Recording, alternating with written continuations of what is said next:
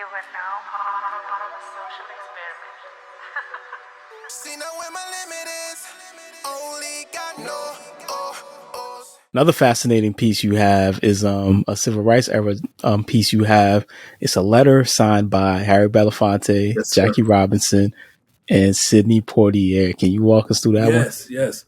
And so the first thing I'm going to say is that if you ask me today where I got that letter from, I still could not tell you.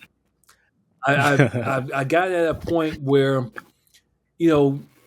at one point I'm just collecting. I'm going into places and just picking things up, collecting them, and just gathering things, and not thinking about, because at one point it's just me collecting. I'm not thinking about preservation. I'm not thinking about cataloging. Preservation and cataloging is still my biggest challenges right now, and probably more expensive than I can't even imagine what that looks like. But I know when I got it because of those signatures first and foremost. And I got the letter. It had to be over 20 years ago. So the letter did not reveal itself until I started my graduate work at the University of Illinois, working on my PhD. And it was at that time that I switched gears in terms of looking at my collection as an educator and as a mobile museum curator to looking at my museum as through the lens of a scholar and researcher. Although I did research a lot of the material and presented material, but there was things that I've never really did deep dives into. And so one of the places I started was with letters. And so one day I looked at that letter and again put on the researcher lens and hat and start reading deeply this material and trying to figure out who this letter was written for and what was going on at this time. So this letter is written again by these three individuals. They're part of an organization called the African American Student Foundation. This letter is written in 1959. And so this letter is a fundraising letter that is asking for funds to bring African students from Kenya to America for a college education. So in 1959, I think they brought initially 87 students over. And then from 59 to 62, they bring over a couple hundred students. And these students go to colleges all across the United States. And ideally, what they're doing is getting an American education and then going back to Kenya, this newly independent African state, and making a contribution to their country. So this one particular student comes over in 1960, I believe, and he goes to the University of Hawaii and he studies economics.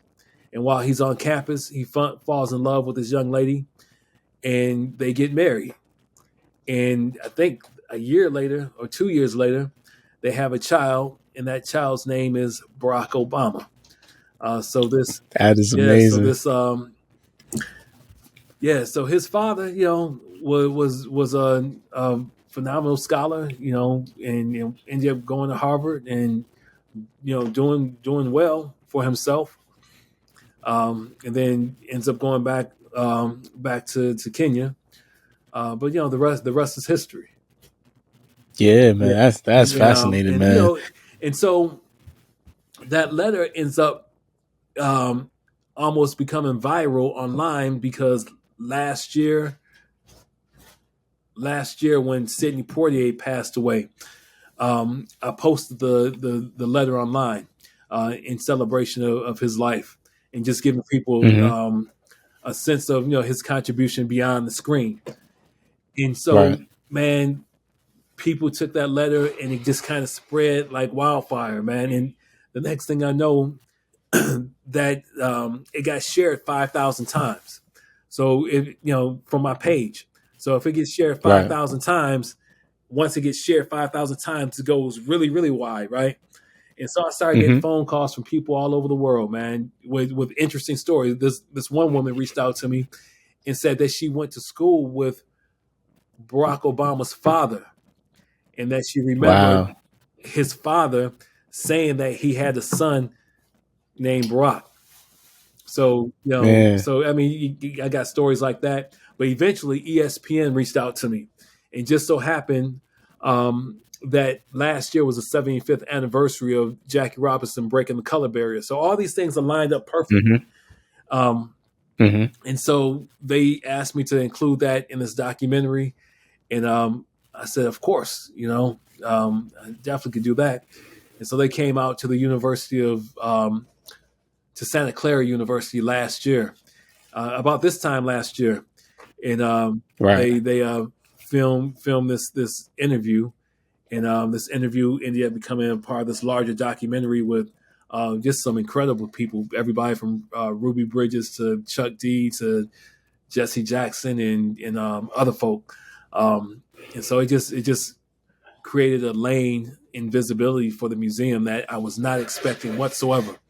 And so, and I always thought that, if somebody was going to be impressed with something from the collection, it would not have been that letter, and so it really took on a life of its own. But I'm honored to be able to share that letter, and really just to be entrusted with all this material to share with the community.